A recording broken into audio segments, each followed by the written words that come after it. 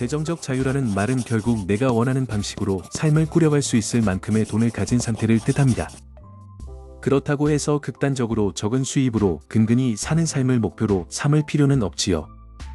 작은 지출을 아끼느라 에너지를 낭비하기보다 벌고 일하는데 더 집중하는 편이 훨씬 생산적일 때가 많습니다. 그런데 도대체 언제가 되었을 때 우리가 진짜 재정적 자유를 얻었다고 말할 수 있을까요? 그 답은 한꺼번에 모든 걸 이루려 하기보다 목표를 작은 단계로 나눠서 하나씩 달성해 가는 데 있습니다. 이렇게 하면 길고 막막해 보이는 재무 목표도 더 실현 가능하고 정신적으로도 버티기 쉬워집니다. 오늘은 총 8단계로 나눈 재정적 독립의 레벨을 설명해 드리겠습니다. 8번째 단계가 도달하면 돈 측면에서 거의 최상의 삶을 영위할 수 있는 상태라고 볼 수 있습니다. 안녕하세요. 머니 스케치입니다. 저는 개인 금융과 투자에 대해 쉽게 설명해 드리는 콘텐츠를 만들고 있고요. 재무 상황을 개선하고 싶으신 분들은 채널 구독해 주시고 영상이 도움이 되면 좋아요도 눌러주세요. 자, 그럼 각 레벨을 하나씩 살펴볼까요? 레벨 1. 최소한의 저축을 가진 상태입니다. 첫 번째 목표는 비상자금을 마련하는 것이고 이상적으로는 고금리 부채를 먼저 갚은 뒤에 남는 돈으로 비상자금을 쌓는 것이 좋습니다. 많은 가구가 월급이 들어오면 바로 지출로 이어지는 생활을 하고 있고 갑작스러운 지출을 감당하지 못해 고생하는 경우가 적지 않습니다.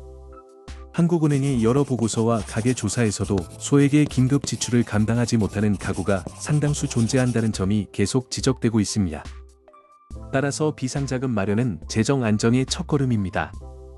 연중에 자동차 수리비나 병원비, 혹은 예상치 못한 소득 감소처럼 갑작스러운 비용이 발생하는 일은 누구에게나 일어날 수 있습니다. 이런 상황에서 비상자금은 정말 큰 도움이 됩니다. 갑작스러운 비용을 감당할 수 있다는 사실만으로도 마음의 부담이 크게 줄어들고 이를 통해 첫 번째 재무 독립 단계에 도달했다고 볼 수 있습니다. 작은 충격에 흔들리지 않는다는 것 자체가 이미 큰 진전입니다.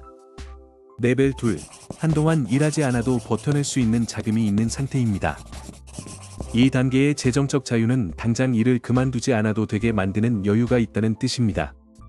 평생 직장을 그만두고 살 만큼의 돈을 모으기는 어려운 일이지만 잠시 일을 쉬어도 생활에 지장이 없을 정도의 자금을 마련하는 것은 충분히 가능한 목표입니다.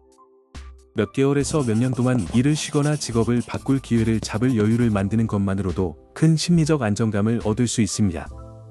레벨 2의 의미는 무기한으로 일을 그만둔다는 뜻은 아니지만 잠깐 쉬어도 괜찮다는 사실을 아는 것만으로도 큰 위안이 됩니다. 만약 레벨 1 정도의 자금밖에 없다면 일을 그만두는 순간 굉장히 취약해질 수밖에 없습니다. 반면에 레벨 2의 자금이 있다면 창업을 시도해보거나 연봉을 일부 낮추더라도 다른 분야로 전향할 수 있는 선택권이 생기게 됩니다. 학업이나 자격증 취득을 위해 잠시 공부 시간을 갖는 것도 가능한 상황이 됩니다. 장기 여행을 떠나고 싶어서 혹은 체력이 허락할 때까지 여행을 다니고 싶은 경우에도 이 레벨의 여유가 큰 도움이 됩니다. 외국에서 한 달이나 2달을 지내며 경험을 쌓는 로드트립을 꿈꾸는 분들도 많을 텐데요. 그런 꿈을 현실로 만들려면 바로 이 레벨이 필요합니다. 레벨 3. 일을 하면서도 편안함을 누릴 수 있는 자금입니다. 이 단계는 생활을 즐기면서도 안정적으로 저축과 투자를 이어갈 수 있는 상태를 가리킵니다. 수입이 충분해서 매달 일부는 저축하고 평소 즐기던 활동을 지속하면서도 남는 돈이 있는 상태가 되면 마음이 회견이 가벼워집니다. 이 단계에서는 모든 생활비를 감당한 뒤에도 투자할 여력이 남기 때문에 재무적으로 한층 더 안정된 느낌을 받게 됩니다. 계속해서 자산을 늘려나가기 위해서는 일을 계속해야겠지만 지출을 감당하고 남는 돈으로 투자를 하는 습관 자체가 큰 차이를 만듭니다. 이렇게 모인 여윳돈은 재무적 자유를 앞당기거나 원하는 취미와 경험에 쓰는 재원으로 활용할 수 있습니다. 다만 주의할 점은 수입이 늘어나면 생활 수준도 함께 올리는 생활비 상승 함정에 빠지지 말아야 한다는 점입니다. 집을 더 넓게 옮기거나 고급 차량을 구매하거나 여행 수준을 과하게 높이면 아무리 벌어도 남는 돈이 줄어듭니다. 레벨 4은 일하지 않아도 되는 시간이 더 많아지는 상태입니다. 많은 사람이 원하는 것은 시간에 대한 유연성입니다. 시간의 자유와 재정적 자유는 서로 연결되어 있어서 어느 정도의 재정적 여유가 생기면 일상에서 탈출해 더 의미 있는 일을 하거나 가족과 더 많은 시간을 보낼 수 있습니다. 이 자유는 더 많은 유급휴가를 얻거나 유연근무를 활용하거나 가끔 재택근무를 하는 식으로도 실현될 수 있습니다. 어떤 사람에게는 치과 치료를 받거나 아이 병원에 데려가기 위해 하루를 휴가로 쓰는 것조차 부담이 되는 상황에서 벗어나는 것만으로도 큰 변화입니다. 레벨 4에서는 업무 시간을 줄이고 자신이 원하는 만큼만 일하는 선택지가 생기기 시작합니다. 직장인의 경우에도 회사 내에서 스케줄 조정을 통해 자유를 얻을 수 있고, 자영업자는 스스로 근무량을 결정할 가능성이 더 큽니다. 이 단계에 이르면 은퇴를 위해도 충분히 투자하고 있는 상태일 가능성이 높습니다. 레벨 5, 기본적인 은퇴 생활을 유지할 수 있는 자금입니다. 조기 은퇴를 생각하는 분이라면 절약형 은퇴 생활이 어떤 모습일지 구체적으로 상상해 보세요. 생활비가 저렴한 지역으로 이사하는 선택을 할 것인지, 평소 외식을 줄일 의향이 있는지, 어떤 생활 수준을 기본으로 삼을지를 정하면 그에 맞는 자산 목표를 세울 수 있습니다. 당연히 수도권의 고급 주택에서 벗어나 시골의 오두막으로 가는 극단적인 선택을 실제로 하지는 않을 수도 있지만, 그 가능성을 알고 있다는 사실만으로도 심리적 여유가 생깁니다. 초기 은퇴 시 일부 기본적인 생활비를 감당할 수 있는 자금이 있으면 인생에서 다른 선택을 할 때도 영향이 큽니다. 예를 들어 몇 년 더 일할지, 아니면 지금 당장 은퇴를 선택할지 같은 결정을 내릴 때 훨씬 자유로워집니다. 여기서 중요한 계산 예시를 하나 들면 이해가 빠릅니다. 만약 주거비를 월 390만 원에서 월 260만 원으로 줄인다면 월간 차액은 130만 원이 됩니다. 이 차액을 영구적으로 줄이면 필요한 투자 자산 규모는 대략 3억 900만 원 정도 줄어들게 됩니다. 즉 집 규모를 조금 줄이거나 저렴한 지역으로 이사하는 결정이 은퇴 시점을 몇 년 앞당길 수 있다는 뜻입니다. 생활비 구조를 바꾸는 것이 자산 목표에 미치는 영향은 생각보다 큽니다. 레벨 6, 편안한 은퇴를 보낼 수 있는 자금입니다. 현재 생활 수준에 만족하고 있고 그 생활 수준을 은퇴 후에도 유지하고 싶다면 어느 정도의 자산이 필요한지 계산해 보아야 합니다. 은퇴 후에 지금보다 더 많이 쓰고 싶다면 그만큼 더 큰 준비가 필요합니다. 특히 여행을 즐기는 사람들은 은퇴 후 자유시간이 늘어나면서 여행 지출이 크게 늘어날 가능성이 높습니다. 이런 지출 증가는 은퇴 생활비를 평가할 때 반드시 고려해야 할 점입니다. 외식 빈도 증가, 골프나 다른 취미에 드는 비용 증가, 새로운 취미로 지출이 늘어나는 상황 등을 포함하면 은퇴 후 필요한 자금은 단순히 현재 지출의 몇 배가 될 수 있습니다. 그런 의미에서 자신이 은퇴 후 어떤 생활을 즐기고 싶은지 명확히 아는 것이 중요합니다. 충분한 자산이나 수동적 소득원을 확보해 안락하게 은퇴 생활을 누릴 수 있는 사람들에게는 큰 박수를 보냅니다. 어떤 사람은 머니 머스테시처럼 극단적인 절약에서 즐거움을 찾지만 또 다른 사람은 은퇴를 조금 더 마음껏 누리고자 합니다. 결국 은퇴의 의미는 각자 다릅니다. 진정으로 은퇴를 즐기려면 매 순간을 아끼며 사는 것이 아니라 어느 정도 여유를 가지고 합리적으로 소비하는 것이 필요합니다. 레벨 7, 꽤 호화로운 은퇴 생활을 누릴 수 있는 자금입니다. 만약 주당 40시간이나 60시간 넘게 일하지 않아도 된다면 당신의 이상적인 삶은 어떤 모습일까요? 더 많은 여행, 가족과의 시간, 품격 있는 생활 등이 떠오를 수 있습니다.